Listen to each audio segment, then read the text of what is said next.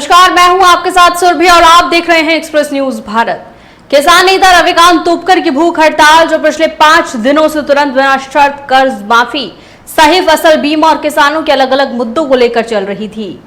किसान नेता रविकांत तुपकर की भूख हड़ताल जो पिछले 5 दिनों से तुरंत बिना शर्त कर्ज माफी, सही फसल बीमा और किसानों के अलग अलग मुद्दों को लेकर चल रही थी, आखिरकार शुक्रवार 19 जून को रोक दी गई है।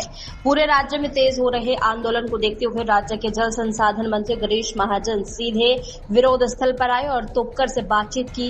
किसानों की मांगों को लेकर सरकार पॉजिटिव है, ये कहते हुए मुख्यमंत्री की मौजूदगी में मीटिंग करने के लिए 4 दिन का समय मांगा गया।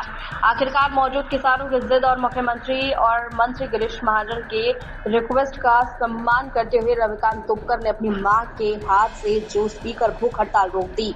हालांकि ये साफ करते हुए कि ये संघर्ष खत्म नहीं हुआ है बल्कि सिर्फ टाला गया है। रविकांत तुपकर ने सरकार को सीधे चेतावनी दी है कि अगर 4-5 दिनों में कोई ठोस और पॉजिटिव हल नहीं निकला तो राज्य भर के किसान एक बार फिर सड़कों पर उतरेंगे और आंदोलन तेज किया जाएगा।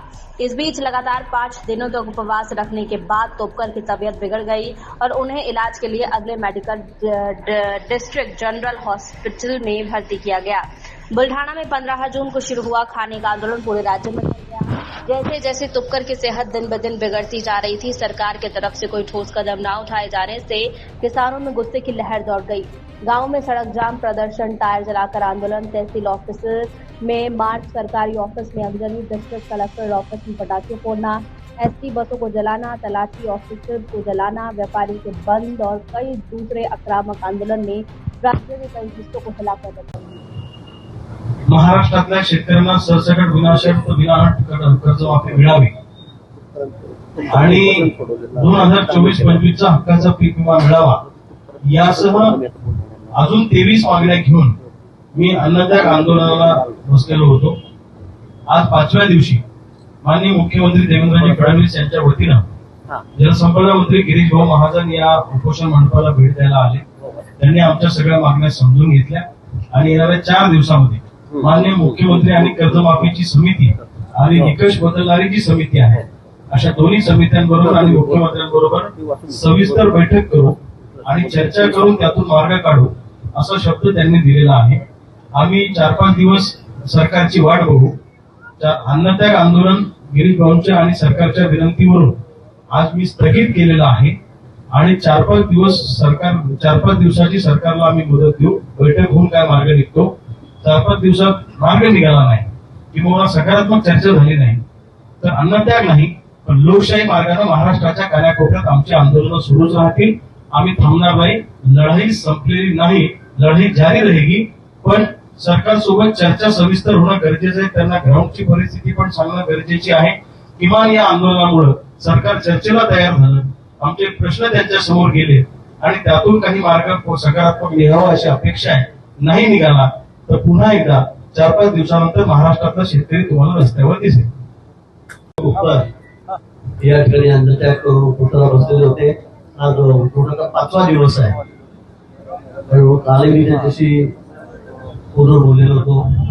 4-5 दिवसांमार्फत आमचं बोलणं झालं, सकाळपासून बोलणं झालं आणि आज नाशिकला आपल्याला माहिती MLC चुनाव इलेक्शन ऑफ निवडणूक होती आणि त्यानंतर मी रात्री उशिरा कामगारला त्या ठिकाणी आलेलो आहे। त्यांना विनंती केली की 5 दिवस आपण उपोषणाला बसलेला आहात, डॉक्टरांनी पाठी केल्यानंतर अनेक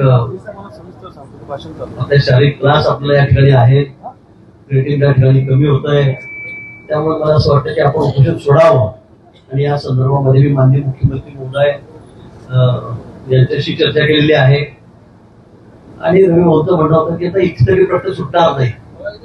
मी त्यांना म्हटलं की आपण मुंबईलाच या आपण प्रतिनिधी मंडळ घेऊन आणि त्या ठिकाणी माननीय मुख्यमंत्री महोदयांच्या विषयी बैठक करून संबंधित अधिकारी त्या ठिकाणी राहतील आणि त्या संदर्भामध्ये आपण त्याच्या मागण्या आहेत त्या आपण तिथे ठेवाव्यात, मांडाव्यात आणि त्या ठिकाणी मग माननीय मुख्यमंत्री महोदय आहेत, आमचे मित्राचे CEO प्रवीण परदेशी ज्या समितीचे अध्यक्ष होते ते असतील, मोठे सेक्रेटरी असतील, मग रेव्हेन्यूचे असतील, कृषी खात्याचे असतील, फायनान्सचे असतील, कनेक्टचे असतील, हे सगळे सेक्रेटरी त्या ठिकाणी असतील, वरिष्ठ अधिकारी आणि त्यांच्यासमोर बसून आपण आपल्या मागण्या मांडूया।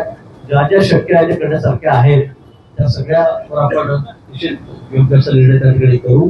सरकार शेतकऱ्यांच्या बाबतीमध्ये त्यांना जाण आहे आणि म्हणून माझे देवेंद्रजी आहे ते अतिशय सकारात्मक आहे. आपलं सरकार मुख्यमंत्री शिंदेसाहेब असतील, आमच्या काही असतील पवार ते सगळेजण त्या ठिकाणी सकारात्मक आहोत. शेतकऱ्यांच्या अडचणीची जाणीव आम्हाला या ठिकाणी आहे आणि यावर्षी